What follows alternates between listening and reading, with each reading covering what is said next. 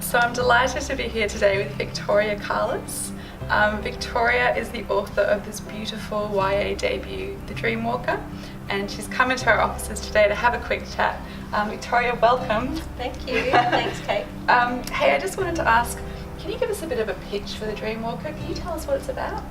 Yeah, I reckon it is about a small town girl, 16-year-old Lucy Hart, who finds herself starring big time in locals' dreams. And how long have you been working on The Dreamwalker? Well, I started writing it in 2014 and 15 and then rewrote it and started working with you guys in 2016. So I reckon maybe 3 to 4 years. Okay, great. Here we are. Yeah. So it's been about exactly a year, hasn't it, from when we met at QWC? Yep. So Victoria's manuscript was part of the Queensland Writers Centre Manuscript Development Program, which we run here at Hachette.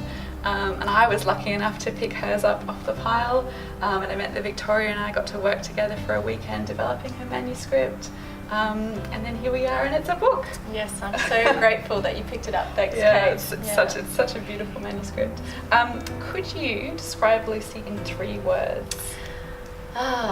Okay. I reckon Lucy is lost, loyal, and searching. Nice. Yep. Yeah. Now, there's quite a few big issues addressed in this book. Can you talk a little bit about what inspired you to write about these issues? Yeah, I guess I didn't kind of think, I'm going to write about these issues when I was writing about them. And I guess maybe that's because I grew up in a small community as well. And I think there's issues for young people in this community, in these kind of communities, like maybe drinking and violence and poverty, like not actually having enough money to eat. And they're inherited issues that these kind of kids and young people have to deal with. And for me, it was really important to write about them because I didn't really read about characters like Lucy or Polly or Tom growing up, and I just kind of wanted to tell their story. And I think another issue that's in there, I don't know if you remember, is the ghost net. Yes.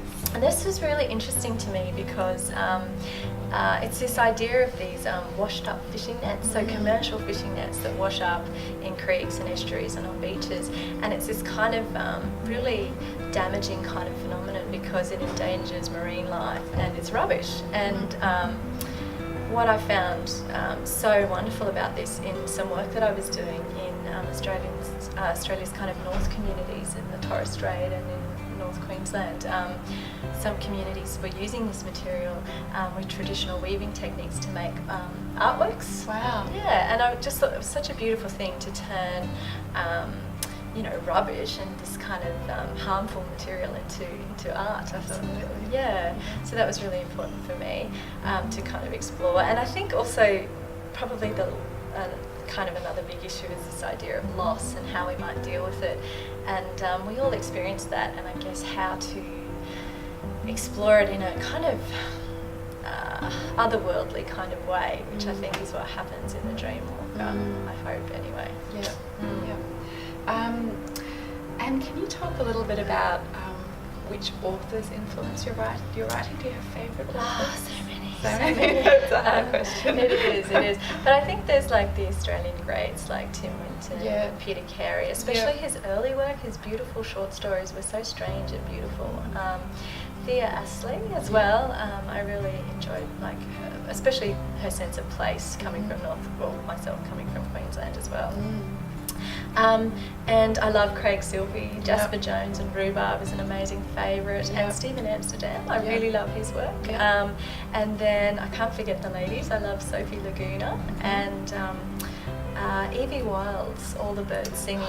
Was a beautiful book. Yeah, it was a really important book for me in terms of, I like how she kind of doesn't state categorically what the outcome is at the end, and I love her use of structure in that book too. Okay. Great answer. And what about YA books? Do you have any favourite YA books? Oh, so many. Like a classic would be The Catcher in the Rye. Yeah. Catcher in the Rye. And Holden is just so authentic, and he's just so sad and funny, and I love how he calls everyone out on being phonies. I just love that. And Jasper Jones, I really like that book. I think it's a really important Australian story. And it's not technically YA, but I do love Sophie Laguna's 1 Foot Wrong, and the perspective of the child and the young kind of person. It's so authentic, but it's such a devastating book as well. And the imagery from that child's perspective is so beautiful, I think. Australia has got such a vibrant YA scene, especially at the moment with Love Oz YA doing all the great work that they do. Are there any Love Oz YA titles that you're excited about this year? Totally. I would like to read that anthology that's coming out soon. Danielle Biggs's anthology. Yes, Begin and Begin. Yep. Can't wait to read that. And also looking forward to reading The Bone Sparrow by, is it Zana Freyler? Yep, that's right. And I think also I'd like to read Kath Crowley's Words in Deep Blue. That looks beautiful as well. It's the most beautiful cover too. I know. I kind of feel like we're cover sisters there. Matchy. And can you tell me a little bit about where you write and also what inspires you to write?